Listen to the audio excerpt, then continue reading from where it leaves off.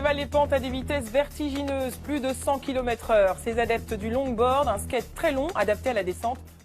C'est le cousin du skateboard, version extrême. Le longboard, une planche très longue et stable qui permet d'aller très vite.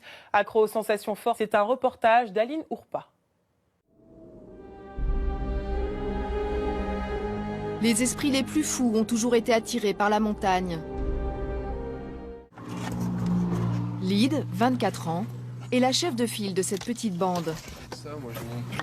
Chacun protège son corps comme il le peut. Les chocs peuvent être rudes, car ils vont dévaler la route à toute allure sur ces skates conçus pour aller le plus vite possible. Des longboards. C'est de la bonne peur. Ah, vous avez quand même un peu peur? Oui. Bah oui, une nouvelle route, on la connaît pas. C'est notre vie en jeu, du coup on fait quand même attention. Bah ouais, forcément, il y a la petite chaleur au ventre, mais c'est pour ça qu'on fait ça. Hein. C'est ça qui est bon? C'est ça qui est bon, c'est vraiment ça qui est bon. Ok.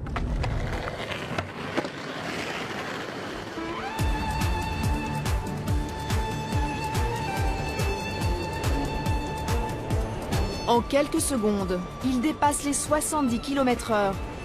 À cette vitesse, la moindre erreur de pilotage ne pardonne pas.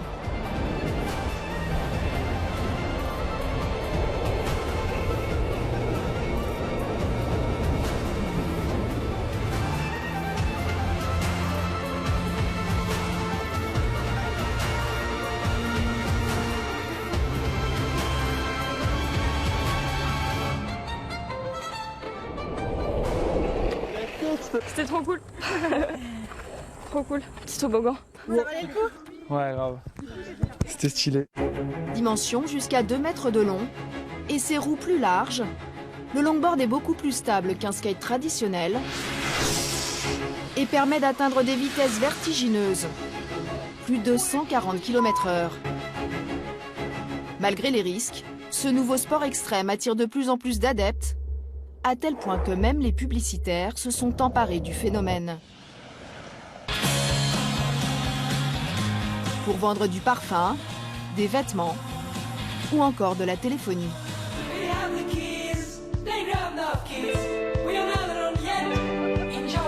Sous la combinaison orange se cache notre jeune longboardeuse.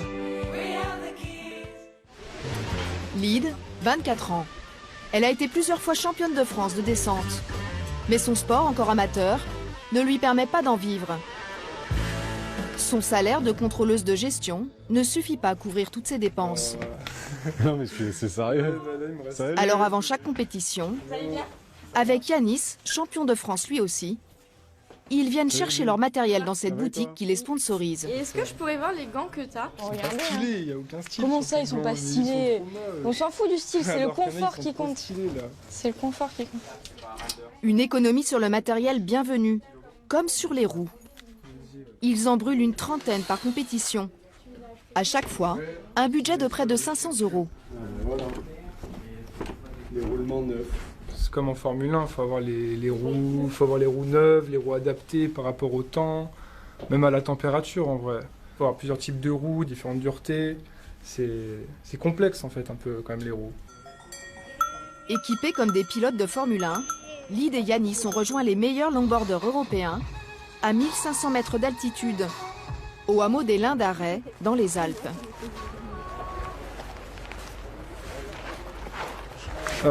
C'est pour se protéger pour les chutes, pour pas qu'on se fasse de brûlure. La descente promet d'être périlleuse. Aujourd'hui, ils vont pouvoir rouler encore plus vite que d'habitude. Et les virages les plus dangereux sont sécurisés.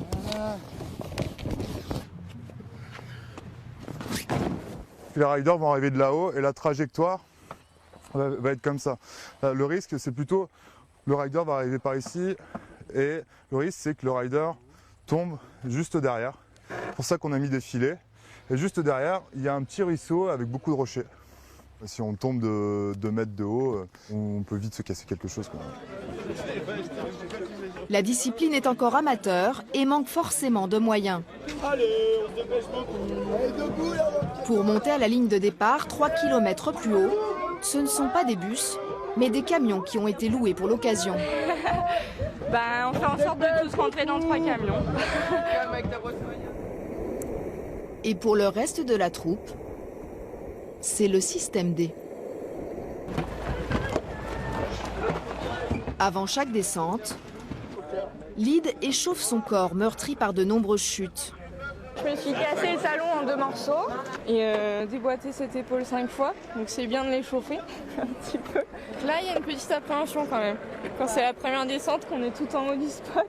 L'objectif là, c'est d'aller le plus vite possible, se faire plaisir, ensemble, quoi. être proche et s'éclater quoi. Et puis de pousser un peu les filles, histoire de les pousser dans leur retranchement et dépasser un peu leurs limites. On n'a pas le choix, il faut avancer plus vite. C'est ça. Du coup. Les garçons pèsent plus lourd et vont naturellement plus vite. Pour ne pas se laisser distancer, les filles doivent se montrer plus techniques dans les virages.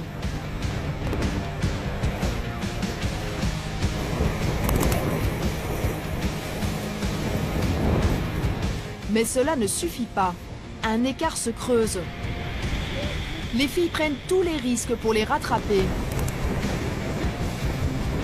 Et à cette vitesse, ça ne pardonne pas.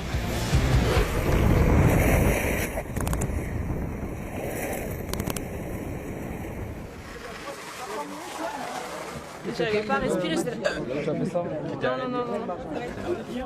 Et ça va, comment tu te sens là? Et ça va, un peu déçu de pas avoir fini ce run qui était bien cool au début. J'ai juste eu peur en fait, mais ça va. Cette fois plus de peur que de mal,